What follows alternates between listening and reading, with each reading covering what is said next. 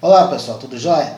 Meu nome é Edgar Bel, sou filiado ao Partido Novo aqui em Cuiabá e também sou presidente do Instituto Liberal de Mato Grosso. Esse vídeo é uma continuação do vídeo anterior, onde a gente começou a estudar e fazer uma resenha do livro As 6 Lições do Ludwig von Mises. Tá? Dessa vez a gente vai falar sobre o capítulo 2, que é o socialismo. A ideia desses vídeos, dessas resenhas, surgiu do nosso grupo de estudo, do Partido Novo, que a gente está falando sobre liberdade econômica. Tá? Então vamos lá, vamos ver o que Mises fala sobre socialismo. Ele começa o capítulo falando que ele está em Buenos Aires a convite do Centro de Difusão de Economia Livre. Tá? Mas o que é economia livre de fato? Né? E a resposta é simples. A economia livre é um sistema de livre mercado. Tá? É um sistema onde as pessoas cooperam entre si, né, para melhorar a vida de todos, né, dividindo o trabalho, se especializando e dividindo o trabalho entre elas e comercializando, vendendo, trocando, produzindo, consumindo. Tá? Isso é o que a gente chama de economia de mercado. Tá? Ele não é um lugar, ele é um processo. As pessoas planejam aquilo que elas querem e trocam entre elas, tá? E vão se organizando nesse sistema. Algumas pessoas ainda acham que é possível você separar liberdade de expressão, liberdade de pensamento, liberdade de imprensa, liberdade de culto religioso, separar essas coisas da liberdade econômica. Tá? E Mises explica claramente que é impossível separar essas coisas. Ou seja, se você tira a liberdade econômica, tá? Se você está num sistema desprovido de mercado e de preços, onde o governo planeja tudo, então todas as outras liberdades são ilusórias. É interessante que, num certo ponto, Mises cita Frédéric Bastiat. Frédéric Bastiat foi um pensador francês da época do Iluminismo, tá? E é um dos principais influenciadores da escola austríaca de economia. E ele cita claramente Bastiat quando ele fala do ensaio aquilo que se vê e aquilo que não se vê. Que é a ideia de que muitas vezes a gente vê uma coisa acontecendo, né, no mercado e não percebe aquilo que está acontecendo por trás. Nesse ponto do capítulo, ele dá a ideia de, imagine uma empresa, né, uma sala, com um chefe dando ordem para o seu empregado. As pessoas veem o chefe dando ordem e acham que o chefe tem todo o poder. Mas aquilo que as pessoas não veem é a ordem que esse chefe recebe. E quem dá ordem para o chefe é o consumidor, é o cliente. O cliente manda no chefe e o chefe manda no empregado. E aí o Mises fala do direito de ser tolo, ou seja, do direito de errar, do direito de fazer coisas erradas. Até porque aquilo que é errado para um pode não ser errado para outro. Então às vezes um comportamento que você acha errado, para o outro pode ser certo. Ou às vezes um comportamento que você frequenta, um comportamento que você tem, pode ser errado aos olhos dos outros. Tá? Mas a gente não pode solicitar uma força do governo para impor sobre os outros somente o nosso ponto de vista. Tá? Isso é o oposto de liberdade. Aquela visão de que o governo é uma autoridade paternal, que tem que ser um guardião, né, sobre a vida de todo mundo, que tem que cuidar de todos, tem que planejar tem que planejar o comportamento de cada pessoa. Isso é a ideia de socialismo. Tá? Então é nesse ponto que Mises começa a falar do socialismo enquanto um poder central, planejador, né, que vai cuidar da vida de todo mundo. E daí, com essa ideia de planejamento central, Mises nos lembra do início do século passado, quando o governo norte-americano proibiu o consumo de bebidas alcoólicas, né, bebidas tóxicas em geral. Tá? Então você tirou a liberdade das pessoas por aquilo que governantes achavam que era melhor para elas. Alguns governantes achavam que a gente deveria até mesmo proibir o fumo. E algumas pessoas começaram a concordar com essas ideias, de que o governo deveria controlar a saúde das pessoas, o que elas deveriam consumir, porque determinadas coisas faziam mal para elas. E daí vem a seguinte ideia: será que o nosso corpo, é a coisa mais importante que a gente tem? Não seria a nossa mente mais importante do que o nosso corpo? E se assim como o governo controla o nosso corpo, as coisas que a gente pode consumir, ingerir, por que o governo também não vai começar a controlar a nossa mente? Assim como ele controla o que a gente bebe, o que a gente fuma, o que a gente come, daqui a pouco ele vai controlar o que a gente lê, as músicas que a gente ouve, os filmes que a gente assiste, tá? Porque, afinal de contas, é dever do governo impedir que as pessoas tomem más decisões, certo? Errado, tá? Porque isso vai exatamente contra a liberdade individual, contra as ideias de liberdade individual. Somente indivíduos livres, capazes de errar e acertar, é que vão conseguir, no longo prazo, definir o que é certo e o que é errado, e assim a sociedade crescer como um todo. E aí a gente chega na diferença entre escravidão e liberdade. Tá? O escravo é aquilo que só pode fazer aquilo que lhe é permitido pelo seu senhor. Tá? No socialismo, o governo é que define o que as pessoas podem fazer, o que elas podem comprar, com quem elas podem transacionar. Tá? E já na liberdade não. Na liberdade, num sistema de liberdade, as pessoas são livres para fazerem o que elas quiserem, para errar. E se você acha que alguém está tendo um comportamento com o qual você não concorda, você é livre para expressar isso, para boicotar essa pessoa, para tentar convencer ela a fazer diferente, mas você não tem o poder, você não tem o direito de exercer a força policial do Estado contra uma pessoa com a qual você simplesmente não concorda.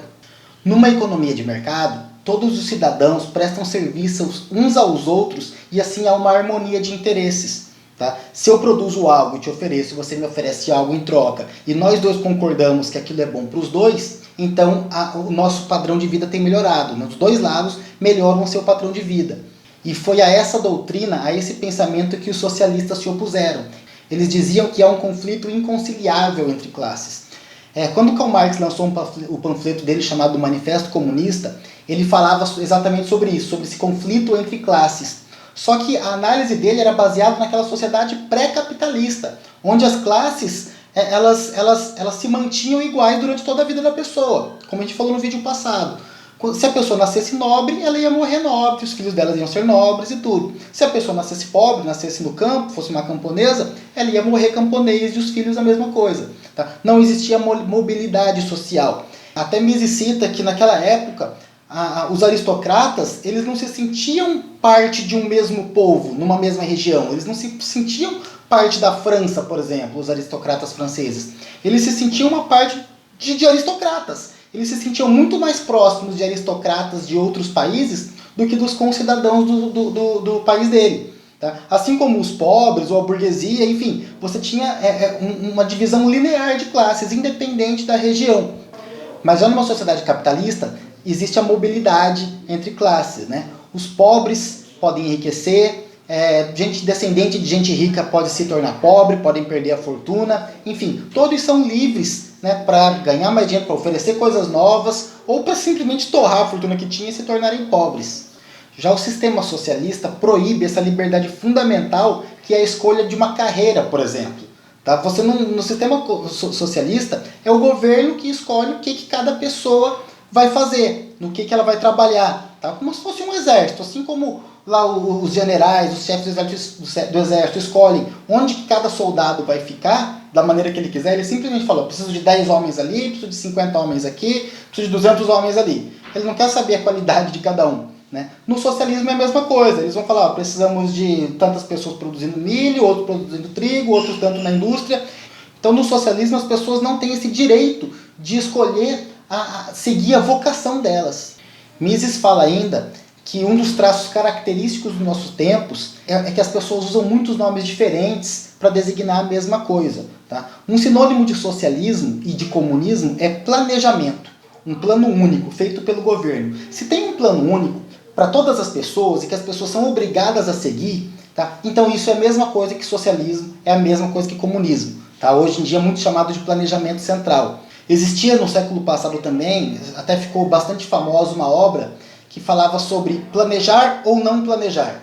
E eles discutiam aquilo como se fossem as únicas duas opções. Ou seria o governo planejando, ou seria o caos total. E não é verdade, né? Porque a alternativa ao planejamento central é o planejamento individual. É a pessoa ter o direito de sonhar, de agir, de buscar a própria felicidade, de planejar a própria vida. Agora, quando são submetidos ao planejamento governamental, o homem é como um soldado num exército. Tá? Ele tem que simplesmente obedecer o que o chefe mandou. Acontece que homens e mulheres, as pessoas em geral, são naturalmente desiguais e sempre vão ser. Você não pode tratar todo mundo como se fosse iguais, como se tivessem as mesmas capacidades. Tá? Os homens, eles têm dons. Tá? Eles têm vocações diferentes, eles têm ideias diferentes. Muitas vezes um empreendedor, né, ou a pessoa que tem uma ideia, que idealiza algo novo para a sociedade, ele pode de repente pedir alguns conselhos antes. E os conselheiros podem achar que aquela ideia é boa ou é ruim. Muitas vezes a pessoa tem uma ideia mirabolante, né, uma ideia que é diferente de tudo que existe até então, e recebe um bom conselho, recebe um apoio de, vai lá, faça, acho que isso vai dar certo. E E outras vezes a pessoa é taxada de louca. Fala, não, você não vai conseguir. Cristóvão Colombo queria chegar às Índias, né, navegando pro oeste. Aí falavam que ele era doido, que aquilo não tinha cabimento.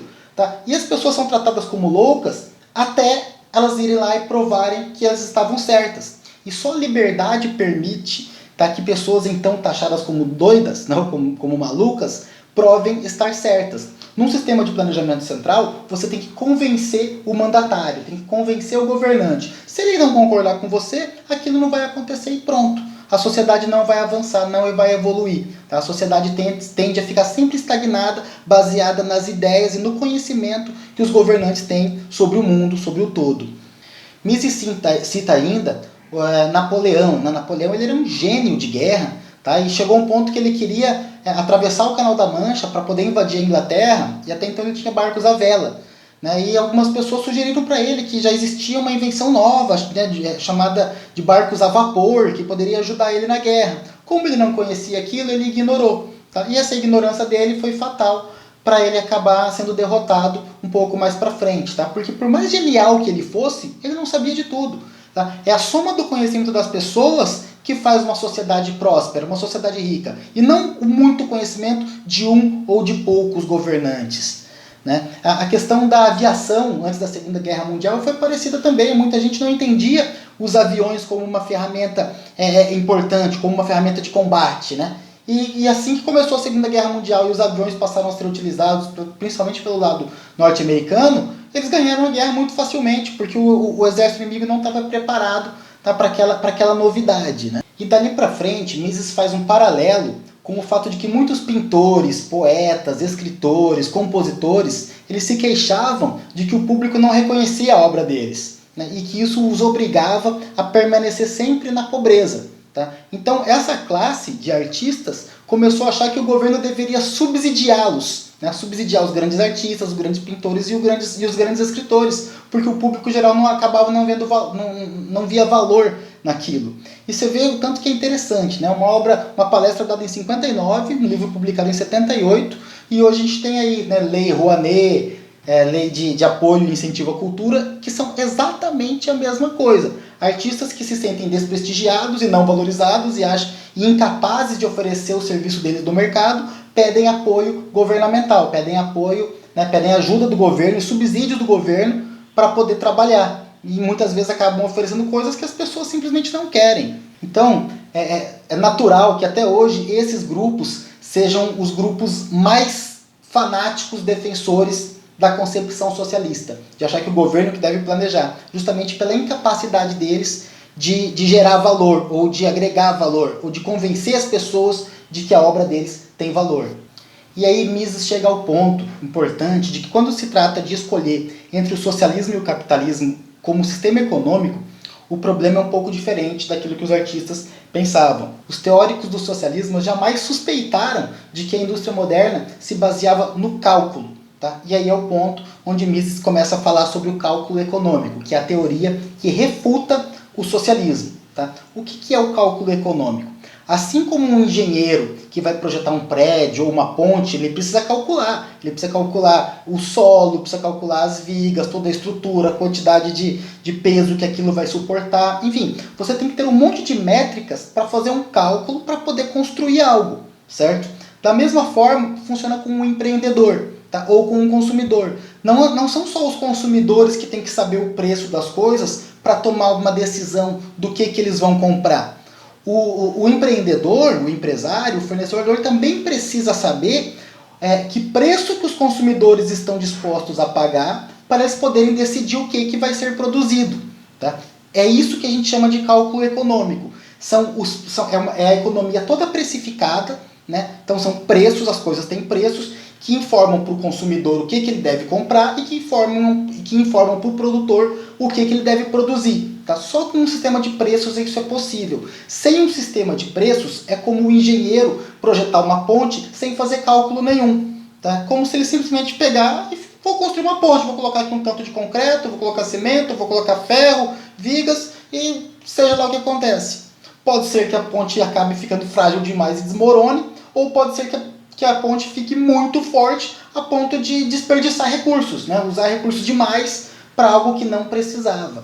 Então, é impossível você calcular a economia, você planejar o que deve ser construído, o que deve ser produzido, tá? Sem um sistema de preços baseado no livre mercado. Que é o quê? Livre mercado é a preferência das pessoas, é a liberdade das pessoas produzirem, consumirem, comprarem e venderem, né? Transacionarem entre si. Os socialistas acham que o sistema de preços e que o mercado é dispensável. Aliás, não só dispensável, eles acham que isso é um mal. Até hoje a gente escuta a conversa de que educação não é mercadoria, saúde não é mercadoria, tá? Porque eles rejeitam a ideia de você trocar serviços, de você comprar e vender. Eles acham que basta simplesmente alguém planejar saúde universal, educação para todas, e por algum tipo de mágica aquilo vai ser fornecido por alguém para todo mundo, como se não houvesse escassez, né? Como se não houvesse limite para as coisas. Eles acham que é só escrever num pedaço de papel e aquilo magicamente vai estar disponível para todos de forma abundante. A gente sabe que não é assim que as coisas funcionam. Enfim, o Mises ainda fala que ele cita a própria obra dele, A Ação Humana, que é esse livro grossão aqui, maior, que está aqui embaixo, tá? Um livro de mais de 1000 páginas. Ele recomenda o livro dele, Ação Humana, para quem tem mais interesse em entender mais a fundo como é que funciona essa questão do cálculo econômico. Até por falar em ação humana, deixa eu mostrar um vídeo para vocês de alguém citando esse livrinho, essa obra aqui. O Henri Maxud estava ali, me entregou, quando eu tinha 30 e poucos anos, me entregou um livro de 1000 e poucas páginas, que era o Human Action. Eu já tinha feito doutorado em economia, já achava que sabia tudo e não sabia quase nada ainda, né, sobre a ação humana. Não é qualquer um, né? Mas vamos lá, continuando então. E a Rússia? Como que a Rússia, a União Soviética, durante 70 anos adotou o socialismo, adotou uma economia planificada, e como é que eles conseguiram sobreviver por 70 anos? O fato é que os russos existiram num mundo em que existia uma economia planificada em outros lugares. Tá? Então eles se baseavam nos preços utilizados em outros países e nas condições, nas práticas feitas em outros países para planejar a economia deles. Tá? Por isso que eles não faziam, por exemplo, trilhos de trem de ouro, né? Ou faziam pontes talvez com material muito frágil, porque eles acabavam se baseando no sistema de outros países. Então aquilo que se chama da experiência soviética, né? Uma experiência socialista na União Soviética, ela não é verdade, ela não faz sentido, porque você não consegue isolar fatores. Você não sabe como é que teria sido o progresso da sociedade russa ou soviética se fosse num sistema capitalista. Tá? Você não consegue fazer uma experiência sem conseguir isolar fatores. Né? Olha, a gente pega metade da sociedade e põe socialismo, outra metade, no mesmo local, no mesmo período de tempo, adota o capitalismo, e a gente vê o que funciona. A União Soviética não pode ser considerada um experimento justamente por isso, porque você não consegue isolar de forma científica os fatores. A comparação que a gente tem são os Estados Unidos, que Estados Unidos, sim, durante uma mesma época, viveram sob um regime capitalista, e o nível de vida das pessoas dos Estados Unidos se elevou muito mais e acabou se tornando muito melhor do que das pessoas que viviam na Rússia. Mises explica ainda que lá nos Estados Unidos, quase toda semana se tem notícia de um novo invento, de um aperfeiçoamento. Por quê? Porque são empreendedores pensando maneiras novas de atender os desejos dos outros e de lucrarem mais. Não é o altruísmo que os move, não é a vontade de melhorar a vida dos outros, tão somente, mas sim a vontade de melhorar a própria vida, a sua ambição, o seu desejo de ganhar dinheiro é que faz com que eles tenham que servir melhor ao próximo. Tá? E assim toda a sociedade evolui. Quando você sai de uma loja num país capitalista, normalmente você vê a plaquinha, né? Obrigado e volte sempre. Mises dá esse exemplo no livro. Né? Já quando você sai de uma repartição pública na Rússia ou na Alemanha Oriental, normalmente tinha uma plaquinha escrita assim: agradeça ao seu líder que está lhe proporcionando isso. Ou mesmo quando a gente vai em órgãos públicos, né? Que a gente vê lá a pena de tantos anos para quem desacatar um funcionário público, né? Em vez de uma plaquinha de obrigado e volte sempre. Né? Por quê? Porque no capitalismo, quando você serve e é servido, os dois têm a sensação, têm a percepção de que melhoraram a condição deles. Tá? Então, normalmente os dois agradecem. É muito comum você fazer uma compra e o vendedor te agradecer e você agradecer de volta. Tá? Isso é capitalismo. Já quantas vezes que você se sente de fato grato ou agradecido quando você vai numa repartição pública? Pagar uma guia, pagar um imposto, vai no Detran, tá? Normalmente você ainda se sente extorquido, você se sente roubado. Tá? Então, essa é a diferença prática entre capitalismo e socialismo. No capitalismo, as pessoas agem em benefício mútuo, né? Fazem trocas voluntárias e têm a percepção de que as duas pessoas estão melhorando a condição de vida. No socialismo não, no socialismo há um planejamento central, onde o governo simplesmente te impõe aquilo que você deve consumir, ou como você deve agir, o que você deve pensar, né, ou fazer, e não raro a gente acaba não se sentindo grato por isso, né? Muito pelo contrário, a gente se sente usado, ofendido e até escravizado. Beleza? Gente, então assim acaba a lição 2, o capitalismo, e até a próxima aula quando a gente falar de intervencionismo, que é o capítulo 3 das 6 lições. Obrigado pela paciência, pela atenção, um abraço.